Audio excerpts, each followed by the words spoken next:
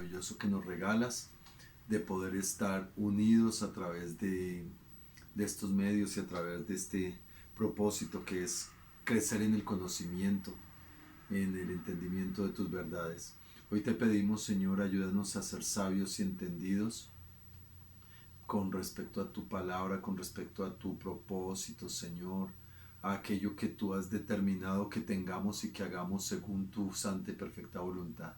Por eso nos disponemos, dile así: me dispongo con todo mi ser espíritu, alma y cuerpo para poder, Señor, recibir de ti esa revelación en la palabra, ese conocimiento en tu verdad y ese propósito para la eternidad. En el nombre de Jesús te damos toda la gloria, la honra y el loor, y te pedimos, Señor, que seas tú y tu Espíritu Santo haciendo la obra que necesitamos se haga en nosotros. En el nombre de Jesús. Amén y amén. Bueno, amados, hoy vamos a terminar el capítulo 4. Hoy vamos a terminar el capítulo 4. No, mentiras, no vamos a terminar el capítulo 4. Vamos a terminar una parte que es importantísima dentro de este capítulo 4. Se me iba yendo. Hoy vamos a seguir estudiando este texto que aparece en el capítulo 4 y vamos a ir desde el versículo 13. Ya estuvimos el martes pasado, estuvimos estudiando los versículos 7 al 12. Hoy vamos a estudiar del versículo 13 al 16, pero vamos a ponernos en contexto un poquito para poder comprender todo el texto. Vamos a leerlo desde el versículo 1 y vamos a leer del versículo 1 al versículo 16 para hacer unos énfasis que es importante que recordemos. Dice la palabra del Señor: yo pues, preso en el Señor, os ruego que andéis como es digno de la vocación con que fuisteis llamados, con toda humildad y mansedumbre, soportándoos con paciencia los unos a los otros en amor, solícitos en guardar la unidad del Espíritu en el vínculo de la paz, un cuerpo y un espíritu, como fuisteis también llamados una misma esperanza de vuestra vocación, un Señor, una fe, un bautismo, un Dios y Padre de todos, el cual es sobre todos y por todos y en todos. Pero a cada uno de nosotros nos fue dada la gracia conforme a la medida del don de Cristo, por lo cual dice: subiendo a lo alto llevó cautiva la cautividad y dio dones a los hombres. Y esto de que subió, ¿qué es? Sino que también había descendido primero a las partes más bajas de la tierra. El que descendió es el mismo que también subió por encima de todos los cielos para llenarlo todo. Y él mismo constituyó a unos apóstoles, a otros profetas, a otros evangelistas, a otros pastores y maestros, a fin de perfeccionar a los santos para la obra del ministerio, para la edificación del cuerpo de Cristo, hasta que todos lleguemos a la unidad de la fe. Es importante recordemos eso: la unidad de la fe, del conocimiento del Hijo de Dios, a un varón perfecto, a la medida de la estatura de la plenitud de Cristo, para que ya no seamos niños fluctuantes llevados por doquiera de todo viento de doctrina, por estratagema de hombres que para enseñar emplean con astucia las artimañas del error, sino que siguiendo la verdad en amor, importante, crezcamos en todo en aquel que es la cabeza, esto es Cristo, de quien todo el cuerpo, bien concertado y unido entre sí por las coyunturas que se ayudan mutuamente según la actividad propia de cada miembro, recibe su crecimiento para ir edificándose en amor. Amados, miren que el apóstol Pablo, una de las cosas que hace en esta temática es que relaciona el cuerpo humano con la iglesia y con la relación que hay de la iglesia con Cristo. Ahora, es claro que el cuerpo humano tiene un crecimiento natural. Sí, es que somos personas normales, a menos de que haya alguna anormalidad genética o de esas cosas que tanto dicen. Nosotros tenemos que saber que en Cristo Jesús, cada uno de nosotros, y escúcheme, cada uno de nosotros somos miembros del cuerpo. Y Pablo hace esa aseveración, hace esa manifestación. Y es importante que nosotros relacionemos o entendamos esa relación que hace el apóstol Pablo, porque el cuerpo humano no crece naturalmente, no se estanca siempre y va proporcionalmente creciendo hasta que se encuentra en madurez. Así debe ser el crecimiento de la iglesia. Nosotros vimos en los en los versículos 1 al 3 de este capítulo, del capítulo 4, vimos una exhortación que hace el apóstol Pablo a la unidad. Del versículo 4 al versículo 6 muestra la esencia de lo que es la unidad. Del 7 al 12, que fue lo que vimos nosotros en el martes pasado, es la manifestación de la unidad en la diversidad, y hoy queremos ver la relación de la unidad y el crecimiento de la iglesia, o sea, la relación que hay entre la unidad de la iglesia y su crecimiento. Miren, amados, que esto no es traído de los cabellos, no es simplemente buscando acomodar una idea. Esto es un principio supremamente importante. Yo lo he dicho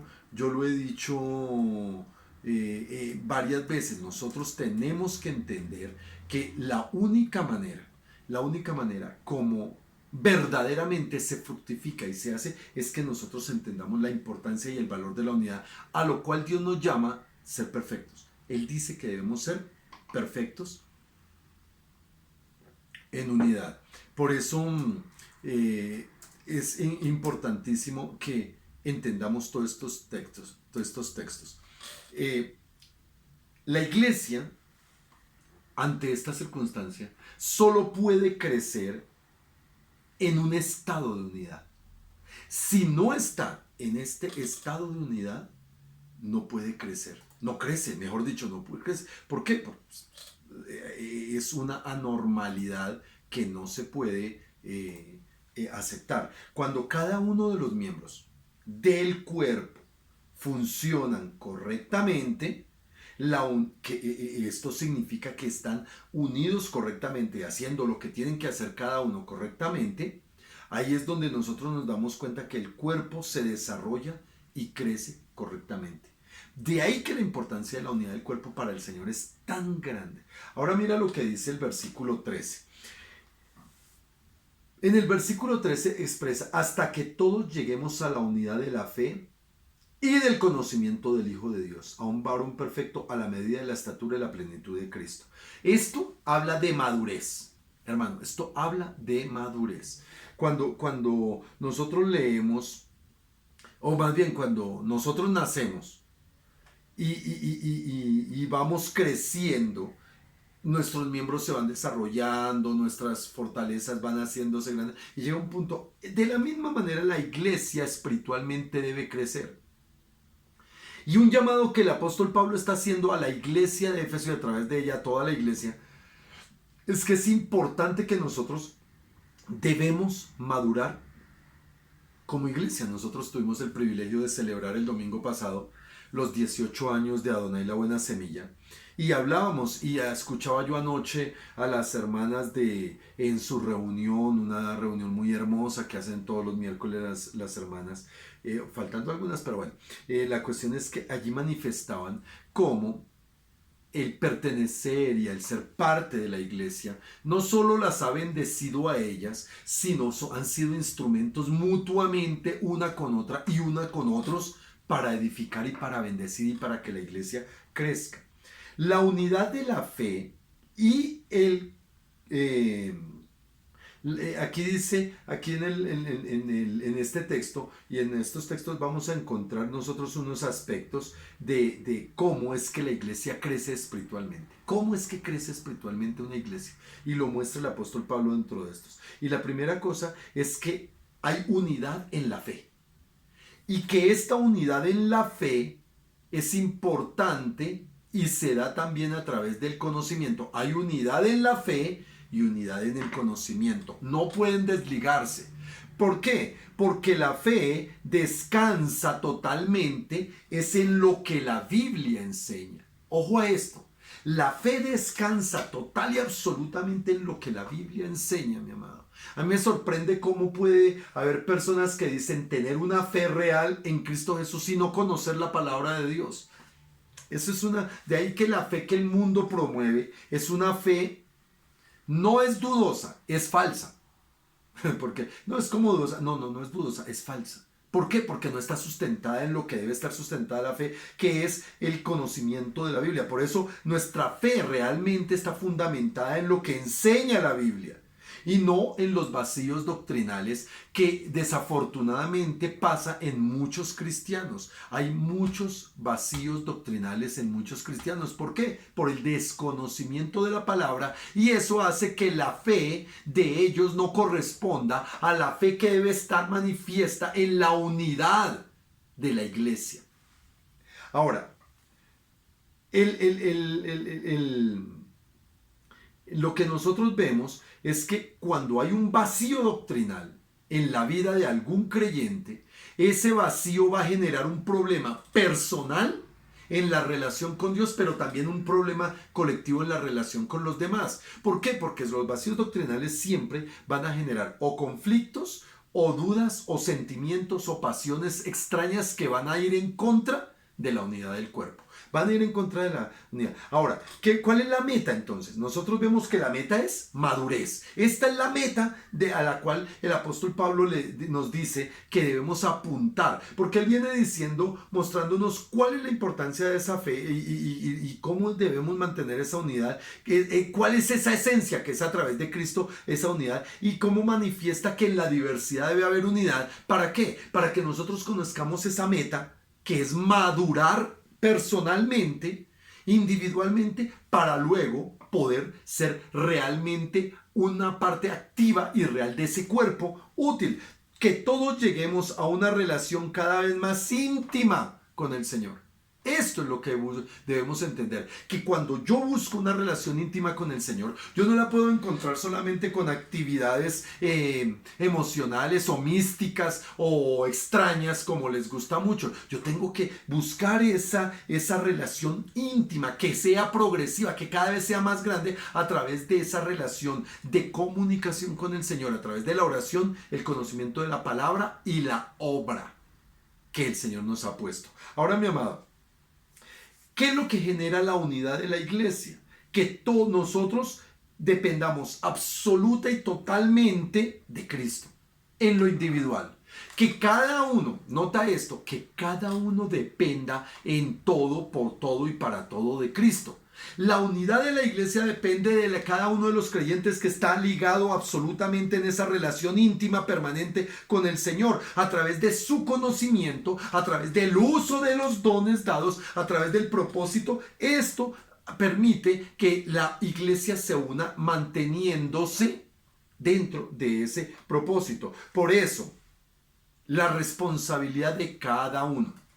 Escuchen, la unidad es importante porque cada miembro del cuerpo de la iglesia tiene una responsabilidad, y es desarrollar relación sana, permanente con Cristo, porque esa forma de vida o esa relación ausente o real con Cristo va a afectar a toda la iglesia. Por eso, mi amado, tu relación con Cristo afecta a los demás en la iglesia. Y tiene que afectar. Y ese es el propósito. Que seas tú alguien que afecte. Ahora, ¿cómo? ¿Para bien o para mal? No hay indiferencia en eso. O sea, no hay...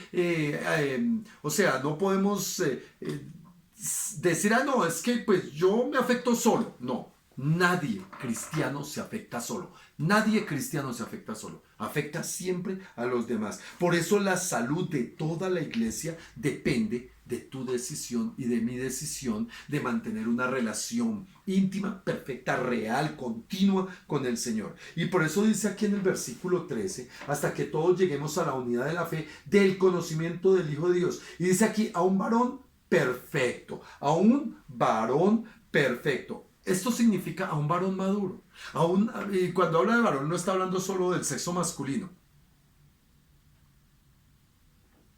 No solo está hablando del sexo masculino, está hablando de todos los que de una u otra manera, hombres, mujeres, aún niños, ancianos, quien sea, son partícipes reales de este proceso, de esta acción. Mira lo que dice el apóstol Pablo ahí atrásito en Romanos capítulo 8, versículo 29.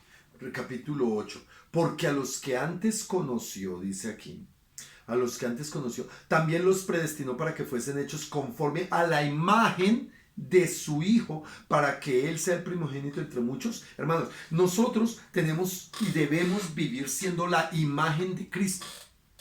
Tenemos que ser la imagen de Cristo. Si yo no soy la imagen de Cristo, algo está fallando. Ahora, entendiendo esto que nosotros tenemos y tenemos que entender que fuimos creados con un modelo. Esto es lo que quería decir. Hay un modelo, ese modelo es Cristo. Miren que escuchaba la historia de que alguna vez una niña en algún lugar le dijeron, bueno, ¿y Dios cómo hizo al hombre? ¿Cómo hizo al hombre? Y dice, no, pues Dios lo dibujó y luego con unas tijeras lo recortó.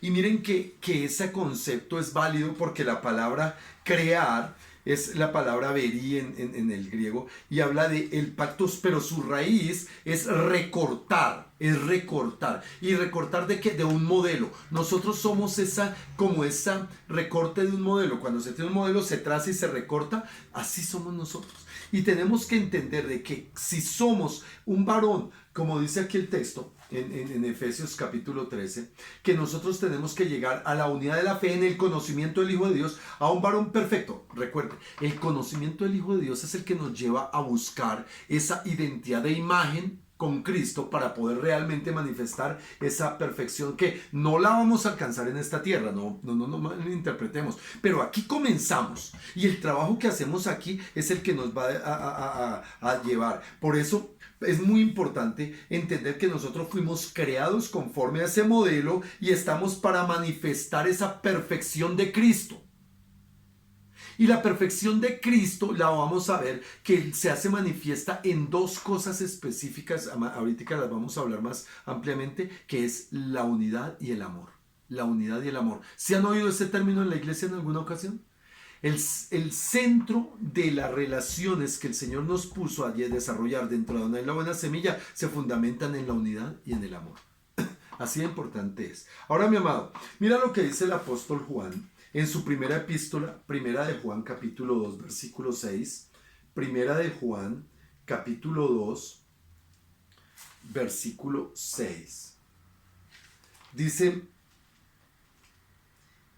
el que dice que permanece en él debe andar como él anduvo. Una de las cosas es que nosotros tenemos que saber que si yo no ando como anda Cristo, como él estuvo, que es mi modelo, algo debe estar fallando. ¿Y qué es lo que debemos hacer? Como dice el apóstol Pablo, debemos ir creciendo en esa manera de andar. Tenemos que ir desarrollando esa imagen de Cristo. Más atrásito, en Primera de Pedro capítulo 2, versículo 21. Primera de Pedro, está dos libritos atrás, dos carticas.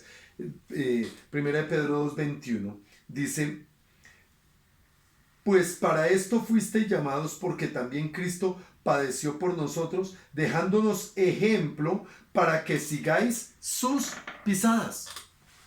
¿Cómo nosotros vamos a hacer ese varón perfecto de la imagen de Cristo para hacerlo visible? Simple y llanamente si seguimos las pisadas de Cristo, es decir, seguimos la manera de vivir, de caminar, de hablar, de pensar de Cristo. Y el apóstol Pablo en 2 de Corintios, capítulo 3, ese sí está atrás de Efesios, capítulo 3, 2 de Corintios, capítulo 3, versículo 18, dice, por tanto, nosotros todos mirando a cara descubierta, como en un espejo, la gloria del Señor, somos transformados de gloria en la misma imagen, como por el Espíritu del Señor. ¿Sabe, mi amado? Nosotros somos la imagen del Señor, donde lo que sucede es que reflejamos. Nosotros vemos como en un espejo.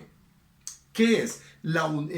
Estar juntos en la unidad de Cristo para mostrar, más bien, perdón, me confundí. En ese espejo buscamos que nosotros nos veamos reflejados o Cristo se vea reflejado en mí. Es la cosa, Cristo se vea reflejado en mí para manifestar la unidad y para establecer más esa unidad. Por estar juntos en Cristo, Y por andar juntos con Cristo, nos vamos a parecer más. Yo no sé si ustedes han visto personas que por causa de permanecer tanto tiempo justos, y en especialmente parejas, por ejemplo, parejas, aún familias que viven muy unidas, y todos terminan pareciéndose. Es curioso cómo yo vi alguna vez, yo no sé si fue una escena o fue un comentario, pero hasta el perro se parecía al amo. Porque están tanto juntos que se parecen. Y de esto se trata la idea de lo que el apóstol Pablo está diciendo, que cuando nosotros realmente llegamos a la unidad de la fe, como dice aquí, que llegamos a la unidad de la fe y al conocimiento del Hijo de Dios, y ahí empezamos a trabajar en ese varón perfecto a la medida de la estatura, es que estamos nosotros mirando, contemplando, pero también reflejando al Señor. Y por eso aquí en el versículo 13 de Efesios 4, nosotros vemos que esa medida, dice aquí que hay una medida, dice el versículo 13, a un varón perfecto a la medida de la estatura de la plenitud de Cristo. Esa medida de la estatura de la plenitud de Cristo, no es que nosotros la alcancemos acá, no. Vamos a durar toda la eternidad buscándola y procurándola, pero cada vez vamos a acercarnos más y vamos a madurar más y vamos a perfeccionarlo. Pero esto es un proceso que implica algo personal, pero también algo colectivo. Por eso la unidad es tan importante. Entonces nosotros lo que vemos aquí en la primera cosa es que la meta es la madurez. La primera cosa es la meta es la madurez, que es la actitud personal. Pero también vemos que hay unas marcas que evidencian ese crecimiento. En este concepto o en este contexto del crecimiento y de la unidad, hay unas marcas que evidencian el crecimiento personal. Y lo vemos en el versículo 14 y hay dos marcas, una que es negativa y una que es positiva. Miren la marca negativa. Para que ya no seamos niños fluctuantes llevados por doquiera de todo viento de doctrina, por estratagemas de hombres que para engañar emplean con astucia las artimañas del error. La primera cosa, lo negativo que habla el apóstol Pablo, es que nosotros no podemos quedarnos siendo niños fluctuantes. Y esta es la característica que presenta el apóstol Pablo para hablar de que es importantísimo. Y por favor, ténganlo presente, es muy importante la estabilidad espiritual, mis amados. La estabilidad espiritual es supremamente, la estabilidad doctrinal, la estabilidad doctrinal. Es muy importante. ¿Qué es la estabilidad doctrinal? Cuando habla aquí de que para que no seamos niños fluctuantes llevados por doquiera de todo viento de doctrina, lo que está diciendo es que hay personas que por cuanto no maduran, por cuanto no se forman, no crecen en el conocimiento, no crecen en la relación, no crecen en el propósito, no crecen en el espiritualmente, su problema de estabilidad de doctrina es que cualquier cosa los puede sacar y desestabilizar, y eso pasa muchísimo en la iglesia del Señor. Pablo usa la figura de un barco. Él utiliza mucho la figura de un barco que es zarandeado por una tempestad de un fuerte viento y que es sacudido por las olas para ser llevado para cualquier lado donde quieren las olas. Eso habla de un cristiano inmaduro. Así es un cristiano inmaduro. Un cristiano inmaduro siempre está buscando algo nuevo. Siempre quiere una sensación nueva. Siempre. Y se llena de motivos y de inconformidades por causa de ¿qué? Del desconocimiento real. Por causa de no tener una estabilidad en la doctrina. Sino que por aquí, es que por aquí me dijeron más y por aquí sentí más y por aquí me pareció más, y entonces eso lo lleva a estar de aquí para allá y nunca se estabiliza, mi amado. Un verdadero creyente que trabaja para el reino de los cielos y que busca agradar al Señor es alguien que doctrinalmente se forma, que se hace. ¿Saben, mis amados? El creyente maduro siempre va a identificar la insensatez doctrinal, o sea, los cuentos. Mira, mi amado, cómo es impresionante hoy en esta iglesia posmoderna. Escuchamos muchos mensajes. Yo se los he dicho, algunos rayan con la hechicería, algunos rayan con modas, con esoterismo, con una cantidad de cosas, hermano. Hay gente que le fascina el misticismo dentro de las iglesias, lo extraño, lo oscuro. y no están fundamentados en doctrinas reales. Y ejemplos hay en cantidades. Utilizando y descontextualizando textos bíblicos, se inventan unas doctrinas, hermano, que uno dice, wow, tremendo. Y entonces hay marcas negativas y por lo cual hay personas que nunca crecen y nunca maduran. Son personas que siempre viven lamentándose, siempre viven quejándose, siempre viven porque son niños fluctuantes. Y cualquier viento de doctrina los atrae, los arrastra, los lleva y en muchos casos los destruye, mi amado. Porque las falsas doctrinas producen inmadurez y la inmadurez rompe la unidad y la falta de unidad trae destrucción, mi amado. Hay cosas de la doctrina que no pueden ser negociables, hermano. Nosotros hablamos de sana doctrina y yo lo he preguntado muchas veces. ¿Tú sabes qué es realmente sana doctrina? Para ti sana doctrina está claramente definido. ¿Tú tienes definido qué es sana doctrina? Mira, mi amado, que para muchas personas sana doctrina es sentirse a gusto. Para muchas personas sana doctrina es hacer cosas raras, ver cosas raras, sentir cosas raras. No, no, no. Sana doctrina es tener fundamento. La sana doctrina es tener fundamento en la verdad y en el propósito del Señor. De ahí, mi amado, que muchas veces hay quienes quieren propender por la paz, y esa es la labor, yo les estoy explicando días atrás, que el ecumenismo, ¿qué procura? El ecumenismo quiere la paz. El ecumenismo quiere la paz. ¿Cómo? O sea, ¿a través de qué quiere el ecumenismo la paz? A través de poner en acuerdo supuestamente las diferencias que hay en las diferentes doctrinas y buscar una empatía doctrinal.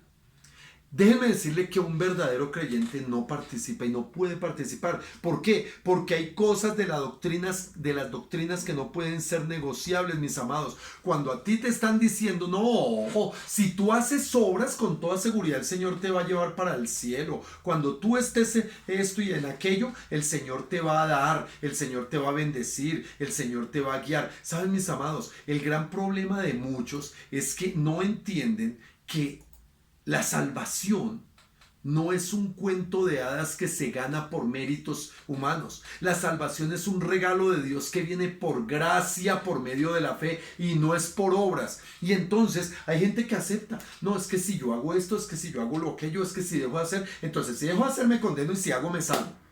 Está quitándole el peso real a lo que es la doctrina de la salvación. Y junto con eso, una cantidad. La falta de convicción doctrinal, escúchame, la falta de convicción doctrinal produce la destrucción personal y destruye la unidad de la iglesia. Nunca generará unidad el intentar traer acuerdos pervirtiendo la unidad, pervirtiendo la doctrina, perdón. Nunca va a pasar. Al contrario, la destruye. Ahora, esa falta de convicción doctrinal lleva a que las personas simplemente se vuelvan críticas, se vuelvan acusadoras, se vuelvan resistentes y terminen dividiendo. Mira, mi amado, cuando no hay unidad en la fe, y esto es lo que decía el apóstol Pablo, cuando no hay unidad en la fe, es decir, unidad en la fe viene por el oír y el oír por la palabra. Cuando no hay unidad en la fe, hermano, se atomiza todo. Entre más toda la iglesia conozca las doctrinas fundamentales, mayor unidad habrá. Mayor unidad. Mira, amados, por eso es que no podemos pensar que la unidad viene por actividades, que viene por pasarla rico, que viene por esto o por aquello. Gloria a Dios cuando la pasamos bueno, sí. Decía alguien, aquí la pasamos bueno. Sí, es posible, pero habrá momentos donde pronto no la pasamos tan bueno. Pero no importa si es bueno o malo, la doctrina está enfocada y está encaminada según el direccionamiento que nos da la palabra de Dios. Ahora, tú puedes creer lo que quieras. Esa es la libertad individual. Por eso esto es tan personal y la unidad parte desde adentro. De qué es lo que tú quieres. ¿Qué es lo que tú quieres creer? ¿Y qué es lo que tú quieres a través de lo que crees hacer? Porque hay gente que dice creer, pero no hace. Y el apóstol Santiago decía que la fe sin obras es muerta. No sirve de nada creer si no estoy haciendo conforme a esa creencia. Pero si yo conforme a la creencia hago, pero mi creencia es equivocada. Si yo hago, pero mi creencia es equivocada. Y ahorita vamos a ver un elemento absoluto, importantísimo de la unidad. Ahora, no importa lo que tú estés haciendo, perdón, estoy diciéndolo mal, no importa lo que tú creas que es bueno o es malo hacer, lo que importa es lo que Dios dice que debe hacerse. Eso es lo verdaderamente importante. De ahí que nosotros tenemos que tener cuidado con nuestra propia opinión, dice la palabra. Ahora, aquí la palabra del Señor dice que con artimañas, dice la palabra del Señor, para que ya no seamos niños fluctuantes llevados por doquiera de todo viento de doctrina, que por estratagema de hombre, que para engañar emplean con astucia las artimañas del error. Mira, mi amado, que es que las falsas doctrinas utilizan astucia y utilizan artimaña. La palabra artimaña en el griego es kebeia y habla de usar un cubo, un dado, para falsearlo y hacer estrategia. O sea, hoy día lo vemos en esos taures que tienen dados cargados. Ustedes han oído hablar de esos dados cargados y que siempre les van a dar resultados. Y que lo que hacen es tretas y artimañas. ¿Para qué? Para presentar una mentira disfrazada de verdad. A eso es a lo que le está apuntando el apóstol Pablo, que hay quienes reciben una mentira disfrazada de verdad. Y esto es lo que hacen las falsas doctrinas, disfrazar de verdad mentiras que siempre terminan siendo mentiras. Y mira, mi amado, que el hombre que anhela ganar por encima de lo que sea, va a usar artimañas. De ahí, mi amado, que muchas veces lo mejor que nos puede pasar como cristianos es perder.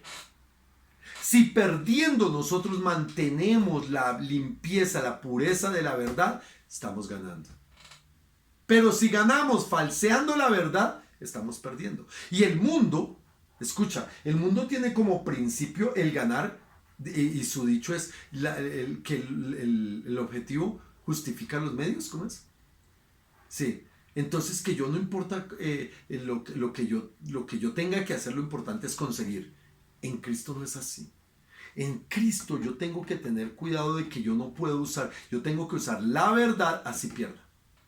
Y siempre se ganará. Ahora, mi amado, cuando una doctrina falsea la verdad, presentando algo que parece verdad, hace que se incurra en el error. Y esto es lo que dice aquí, que emplean con astucia las artimañas del error. ¿Cómo? Eso, el fin justifica los medios. Gracias, hermana. Saben, mis amados, que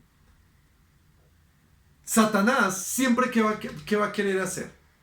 Siempre va a buscar que nosotros caigamos en el error. Es decir, que permitamos que lo falso, lo que tiene apariencia de verdad, nos jale, nos mueva al punto de que nosotros caigamos en ese error. Y cuando caemos en ese error tiene serias consecuencias. El error trae serias consecuencias. Pablo se lo decía a los corintios porque en los corintios habían una cantidad de problemas espantosos. Pero mira lo que dice en 1 Corintios capítulo 15, en el capítulo 15 versículo 33. Capítulo 15. Dice, no erréis.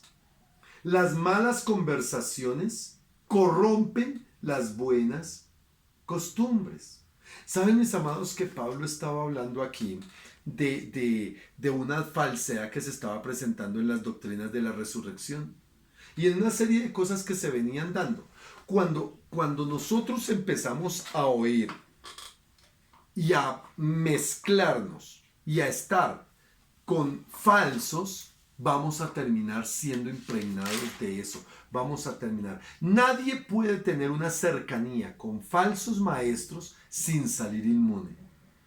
El que tiene cercanía con la falsedad termina siendo afectado por el error, por la falsedad y cayendo en errores. Y esto es las artimañas de Satanás. Y esas son las artimañas que utilizan muchos para atraer. Mira que es muy fácil criticar. Es muy fácil señalar, llenarnos de comentarios contrarios, llenarnos de acusaciones, llenarnos de señalamientos es supremamente fácil.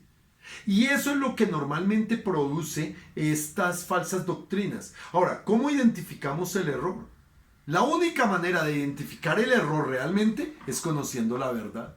Si yo no conozco la verdad, pues lo que me digan es válido. Lo que me muestren, yo lo voy a creer. ¿Sabe? El problema de muchos es que por causa de no conocer la verdad, afirman, juran y creen ciegamente que están bien.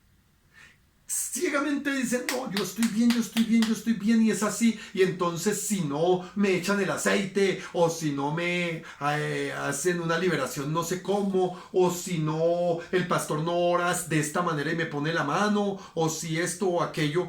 Muchas veces nosotros vamos a encontrar personas que viven en error. ¿Por qué? Por permanecer pegados, cercanos a falsos maestros, a falsas doctrinas, por no buscar cómo se puede y se debe identificar el error. Por eso es tan importante el estudio teológico. Miren, estas clases son muy importantes. Yo no sé cuántos, y díganme aquí los que han aprendido algo, díganme un amén, que eso me ayudaría, si es que han aprendido algo de doctrina en estas enseñanzas que hemos venido dando durante todo este tiempo de pandemia. Yo no sé si para algunos realmente eso sea válido, pero escúchenme bien, mis amados. Nosotros los verdaderos creyentes debemos ser como los de Berea, los estudiamos. Es decir, que recibimos con alegría y con mansedumbre, pero también escudriñamos. Por eso, yo siempre he pensado, mi amado, que cuando nos meten un billete falso, cuando nos descuidamos, o cuando no conocemos. Miren esto, nos meten un billete falso cuando nos descuidamos o cuando no conocemos. Porque a un cajero de un banco es casi imposible que le metan un billete falso, porque ellos permanecen continuamente en el conocimiento de cuáles son los verdaderos. Al conocer los verdaderos, solamente están pasando y tocan el papel y ya saben que es falso. ¿Por qué? Porque conocen el verdadero. Cuando un cristiano conoce la palabra de Dios, la verdad. ¿Se acuerdan que el Señor allá en Juan dice que conoceréis la verdad y la verdad os hará libre? ¿Cómo conocemos la verdad? Pues permaneciendo en ella. Si permanecéis en mis mandamientos, seréis verdaderamente mis discípulos, y entonces permaneceré en los mandamientos. En la palabra nos lleva a conocer la verdad, y al conocer la verdad somos libres, y en esa libertad identificamos el error. Punto. No hay otra manera. Ahora, la doctrina de la fe no pueden ser verdaderas si se buscan otros recursos diferentes a los que la palabra enseña. Cuando yo busco recursos diferentes a los de la palabra, pues hermano, ¿a dónde voy a ir a parar? ¿A dónde voy a parar? Voy a ir a parar. La doctrina del ecumenismo es una doctrina perversa, mi amado. La doctrina del ecumenismo nosotros no la podemos aceptar porque ellos dicen que hay que sacrificar el evangelio, la verdad de Cristo, para buscar la paz y la armonía. No podemos. ¿Por qué? Porque es que no es negociable la verdad del Señor. Nosotros no podemos aceptar de ninguna manera, mi amado, doctrinas que nos lleven a aceptar cosas que el Señor aborrece. El Señor aborrece el homosexualismo, hermano. Nosotros no podemos, amaremos a los homosexuales, oraremos por ellos, les predicaremos la palabra, pero si no quieren cambiar su vida, al infierno se van, y ni modos, hermano. Nosotros no nos vamos a acomodar. Y yo no me veo, hermano, yo no sé, yo pido al Señor que no me toque, pero si me tocara yo no lo hago. Celebrar una boda entre homosexuales, yo jamás lo haré. No por aborrecer a ellos, es por aborrecer su pecado, porque Dios lo aborrece. Y esa doctrina no puede ser pervertida, hermano. No puede ser. Entonces, mi amado, ¿qué es lo que pasa cuando nosotros estamos sacrificando el evangelio? Estamos sacrificando el honor de Cristo. Ojo a esto. Cuando nosotros no estamos caminando en las doctrinas verdaderas, sino nos dejamos llevar por cualquier viento de doctrina, estamos sacrificando el honor de Cristo. El ecumenismo sacrifica el honor de Cristo. Pero también la salud de la iglesia muchísimo afecta. Y también, que es terrible, la salvación de los pecadores. Esto no es un juego. El conocimiento doctrinal de la palabra, el crecimiento y la madurez de un verdadero creyente es indispensable para cuidar y para hacer conforme a las palabras y al propósito que el Señor nos da. Por eso, la salvación tenemos que identificarla. ¿Está en las manos de los hombres que falsean, que inventan, que seducen? ¿O están en las manos de Dios, que determina con su palabra, con sus principios, la verdad? Miren, mis amados, yo no puedo falsear como algunos quieren con la doctrina de la prosperidad, la importancia del diezmo y de las ofrendas. Yo no puedo manipular eso para mi beneficio o para el beneficio aparente de quién sabe qué, y traer una cantidad de mentiras. No, yo no puedo aceptar eso. No lo puedo. Yo tengo que vivir en los propósitos. Como tampoco puedo desconocerlos y hacerme el loco. Ay, no, es que yo no, como no sé, pues no, normal. Ese es un problema grande. Ahora, el daño que causa las doctrinas falsas, en la mayoría de los casos, es irreparable. Mire, mi amado, hay gente que se cierra a unas mentiras, a unos comportamientos, a unas formas de vida, a unas cosas impresionantes que destruyen. Entonces vimos ahí que en esta segunda, que es la marca y las evidencias de un verdadero crecimiento, un aspecto negativo. Veamos el aspecto positivo. Está en el versículo 15 de Efesios 4. Dice el aspecto positivo: sino que siguiendo la verdad en amor, crezcamos en todo en aquel que es la cabeza. Esto es Cristo, mi amado. Siguiendo la verdad. Esta sola palabra, siguiendo la verdad, que en el griego, siguiendo la verdad, es una sola palabra que significa agarrarse de una manera, fundirse. Eso es como fundirse, habla de ser absolutamente veraces, de estar totalmente ligados sin posibilidad de despegar. A eso es lo que significa siguiendo la verdad. Y Pablo quiere que lo que Pablo quiere es que la verdad a nosotros nos cambie en todo lo que pensamos, lo que hacemos, lo que hablamos, lo que sentimos, en absolutamente todas las áreas de nuestra vida, para vivir en un clima de amor. Que todo lo que hagamos vivimos en un clima de amor. Mire, mi amado, la ortodoxia, que es el cumplimiento riguroso, eso es la ortodoxia, el cumplimiento riguroso de principios y de cosas establecidas. La ortodoxia bíblica, ojo, hablo de la ortodoxia bíblica, establece que nosotros debemos vivir cumpliendo todo lo que la palabra de Dios nos dice. Eso está bien. La ortodoxia bíblica es importante para nosotros como cristianos, muy importante. Pero la ortodoxia sin amor es tan dañina como pretender amar sin ortodoxia. ¿A qué me refiero? Que cuando el apóstol Pablo está diciendo que nosotros debemos seguir la verdad en amor, hay dos cosas: verdad y amor. El conocimiento de la verdad y la aplicación del amor. Yo puedo conocer la verdad, conocer la palabra de pe a pa, pero si no tengo amor, dice el mismo apóstol Pablo allá en 1 Corintios 13, somos como un metal que suena, que retiñe. No importa el conocimiento si no hay amor.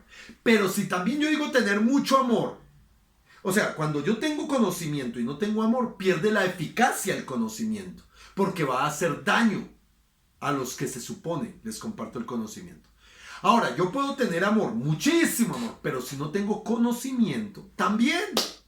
Porque sobre el amor, miren, mis amados, si lo pongo en el caso de algunas mamitas especialmente, no siempre las mamás, pero en la mayoría de los casos, las mamás tienen un amor permisivo a veces con los hijos. Por exceso de amor y por desconocimiento de cosas, a veces les permiten hacer lo que quieran a los hijos y los destruye. Asimismo, el amor sin ortodoxia es destructivo. Entonces, el conocimiento, la ortodoxia, voy a decirlo, y el amor deben ir juntos. Por ello es eminentemente doctrinal el evangelio.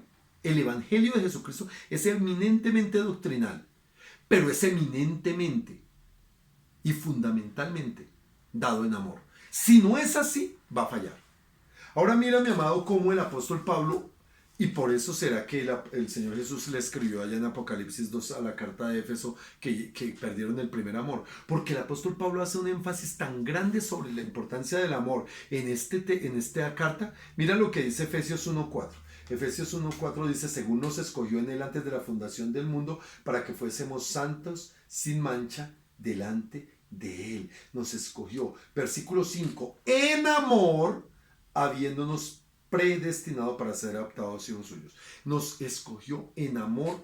Nos escogió en amor. En el versículo 15 del capítulo 1 de Efesios dice: por esta causa también yo, habiendo oído de vuestra fe en el Señor Jesús y de vuestro amor para con todos los santos. Capítulo 2 versículo 4 dice: pero Dios, que es rico en misericordia, por su gran amor con que nos amó. Habla de la importancia del amor.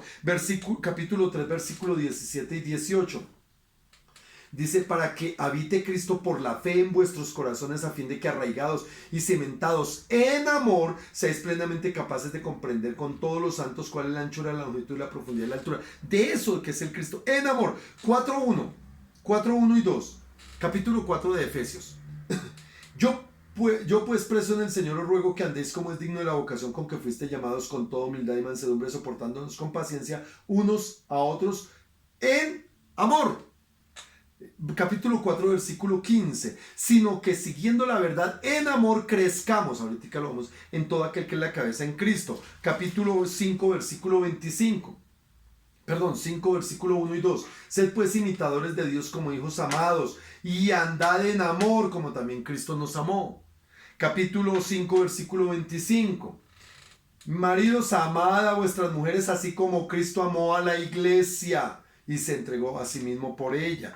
Capítulo 6 versículo 23 y 24 dice: paz sea a los hermanos y amor, con fe de Dios Padre y del Señor Jesucristo. La gracia sea con todos los que aman a nuestro Señor Jesucristo con amor inalterable. ¿Saben? El apóstol Pablo en esta carta de los Efesios enfatiza la importancia de la unidad, pero también la importancia del amor. La importancia de la unidad. Nos enseña que Dios nos amó nos amó en cualquier estado de nuestra vida y lo manifestó.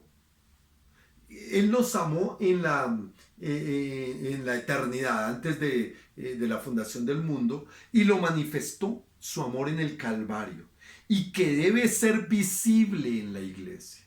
Eso es lo que Pablo, verdad y amor deben operar juntas en una iglesia sana, que crece. La verdad no es la verdad o el amor. No funciona la verdad sola o el amor solo. Deben funcionar juntos. No se pueden separar.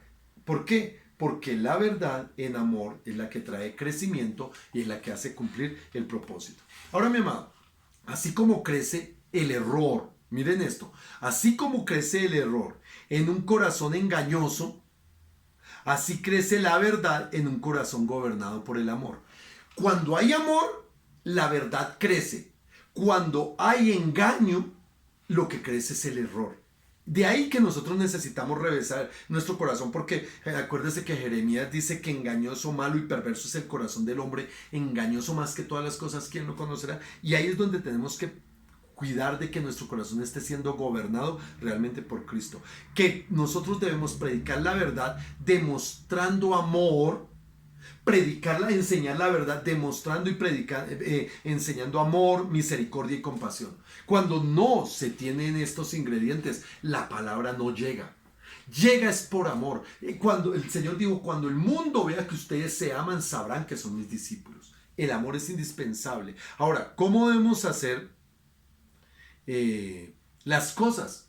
Pensemos cómo las haría Cristo. Cristo haría ese negocio así. Cristo establecería esta relación así. Cristo hablaría de esta manera. Cristo miraría de esta otra manera. Cristo haría de esta manera. Por eso lo que el Señor hizo, todo lo hizo en amor.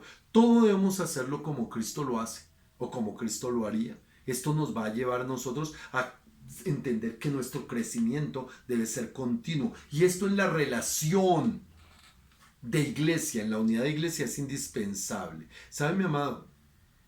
El cristianismo es Cristo mismo reflejado. El cristianismo es manifestación de la verdad de Cristo, no puede ser otra cosa.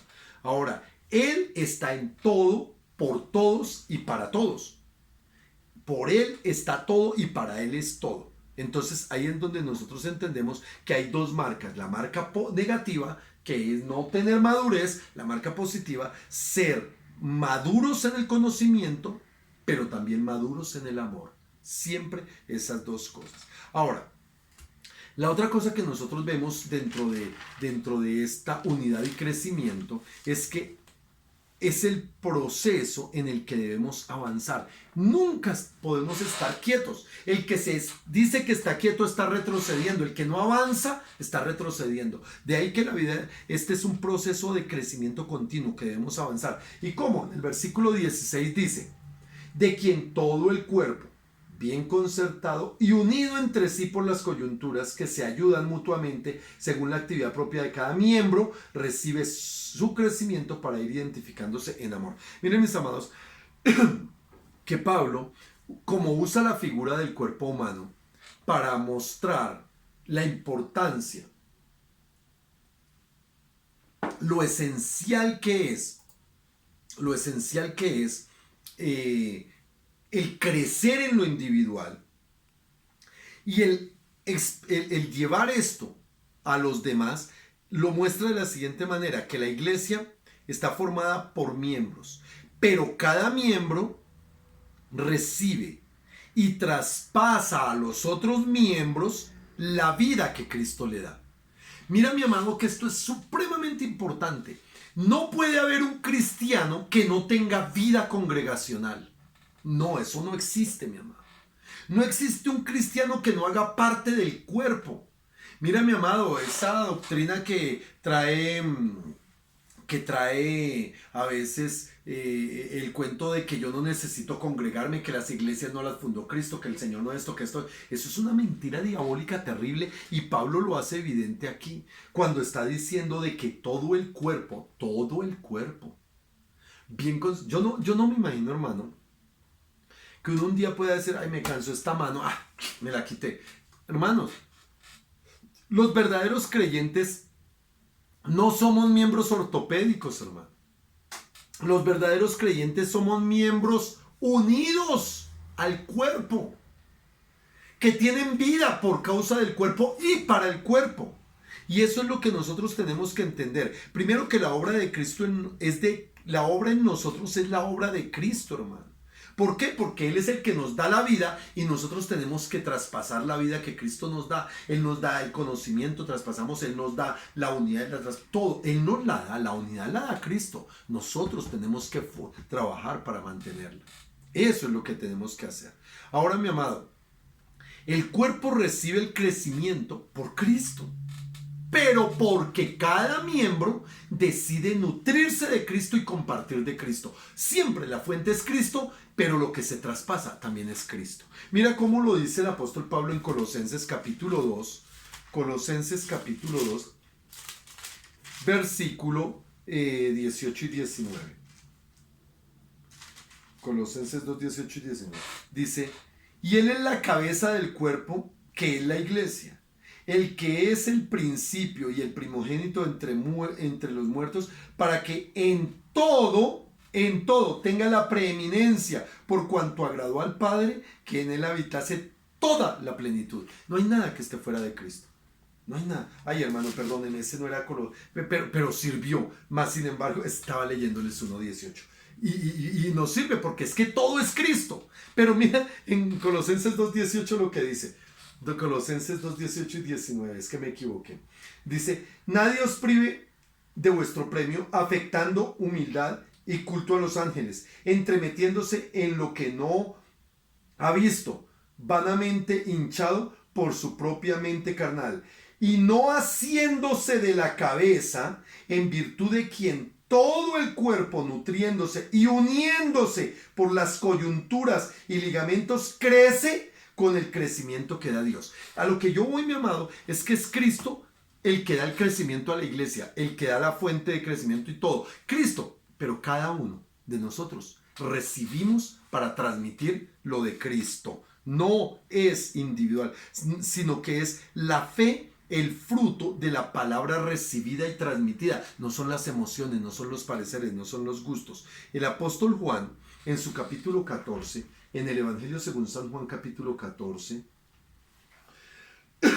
en los versículos 21 y 23, no 21 al 23, mira lo que es el 21, dice Juan 14, 21, el que tiene mis mandamientos y los guarda, ese es el que me ama, y el que me ama será amado por mi Padre, y yo le amaré y me manifestaré. El versículo 23, respondió Jesús y le dijo, el que me ama, mi palabra guardará, y mi Padre le amará, y vendremos a él y haremos morada con él. Miren, mis amados, lo importante que es que nosotros obedezcamos la Escritura, conozcamos la verdad. ¿Para qué? Para poder transmitir esa verdad que es la vida de Cristo en nosotros. Ahora, en el capítulo 15, aquí en Juan capítulo 15, versículo 5, dice, yo soy la vid y vosotros los pámpanos. El que permanece en mí y yo en él, este lleva mucho fruto, porque separados de mí nada podéis hacer. Versículo 10, si guardareis mis mandamientos, permaneceréis en mi amor, así como yo he guardado los mandamientos de mi Padre y permanezco en su amor. Hermano, lo que nos hace crecer, fundamentarnos y avanzar en ese proceso de avance es que nosotros crezcamos en el conocimiento, pero también crezcamos en el amor. En la medida en que nosotros permanecemos en la presencia del Señor, permanecemos en la obra del Señor y permanecemos en sus mandamientos, la iglesia crece y la iglesia se mantiene y se nutre. Ahora, en Efesios 4:16, ¿qué es lo que está diciendo el apóstol? De quien todo el cuerpo, no un miembro apartado. Mira, mi amado, no puede haber miembros creyentes reales que no tengan comunión de iglesia, comunión entre hermanos, participación, hermanos, somos un cuerpo. Los hermanos que son indiferentes y que no quieren relaciones y que no hablan con nadie, hermano, eso hay una duda terrible de lo que es el propósito para sus vidas. Pueden tener conocimiento, pueden tener supuesta fe, pero esa fe no es la fe de Cristo, porque la fe de Cristo habla de unidad. Y aquí lo que nosotros vemos es que Cristo como es quien da el crecimiento, pero también da la simetría dentro de la iglesia, da el direccionamiento, da la coordinación del cuerpo. ¿Cómo? Hermanos, estando unidos. Estas manos aplauden, ¿por qué? Porque están coordinadas por la cabeza. La cabeza coordina el movimiento, lo que sea. Todo es coordinado. Yo no puedo ser un miembro independiente y que, yo hago lo que quiero. No, yo vivo a mi manera. No. Es importante entender que como el cuerpo humano, todos los miembros están conectados y por eso dice que las coyunturas, estamos unidos por esas coyunturas. Esas coyunturas y lo que fluye a través de esas coyunturas es el amor, que es el que nutre a todo el cuerpo. La cabeza es Cristo y estamos unidos por las coyunturas. Ahora, piensa esto, yo debo funcionar. ¿Dónde? ¿Y cómo?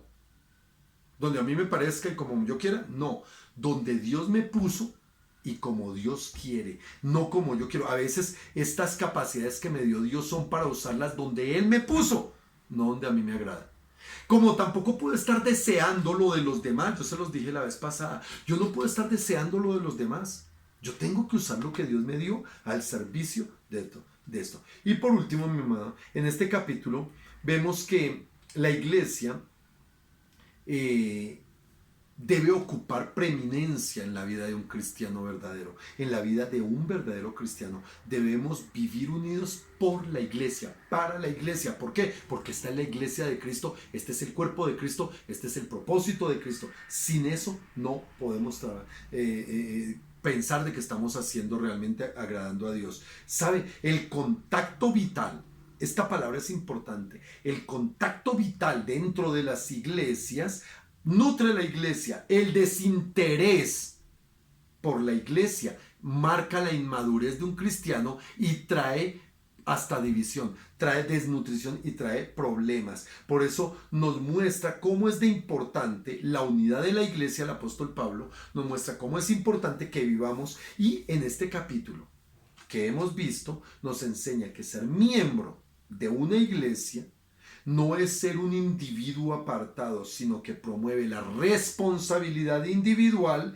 en la relación colectiva, partiendo de mi relación con Dios, pero también sirviendo y nutriendo con lo que Dios me da a los demás. Por eso los dones son el regalo que Dios da para que individualmente sirvamos a todos los demás. Amén. Vamos a orar, amados, para quedar despedidos. Espero que estas lecciones nos estén sirviendo. Padre, en el nombre de Jesús te damos gracias, Señor del cielo, una vez más por tu amor. Te damos gracias, Señor, porque tú eres bueno. Te damos gracias, Señor, porque para siempre es tu misericordia, porque tú, Señor, nos guías y nos enseñas y nos ayudas. Y hoy, Señor, nosotros solamente nos rendimos diciéndote, Señor, ayúdame a vivir en unidad y en amor conforme tu mandamiento. Amén y amén.